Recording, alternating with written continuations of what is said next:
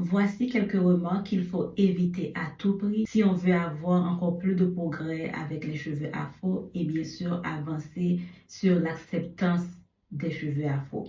La première remarque en est une que moi-même j'ai subie et j'ai dû écouter à plusieurs reprises, c'est celle qui dit tu étais plus jolie avec les cheveux défrisés, tu es plus jolie avec les cheveux lissés.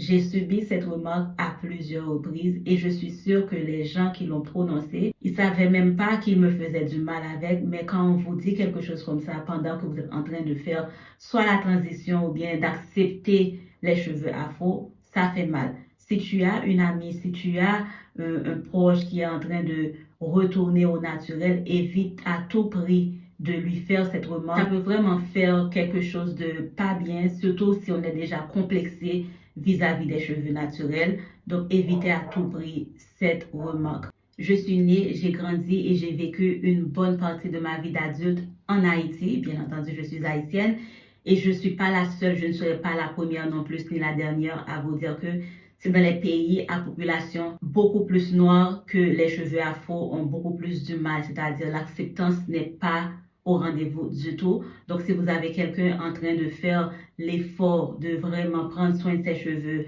de vraiment aimer ses cheveux et bien sûr de s'accepter au naturel, de s'aimer au naturel, évitez à tout prix de lui faire ce commentaire-là. La deuxième remarque, c'est d'éviter à tout prix de dire aux gens que les coiffures avec les cheveux naturels sont pas jolies, sont pas professionnelles, sont pas présentables. En grandissant en Haïti, je ne sais pas si c'est comme ça encore aujourd'hui.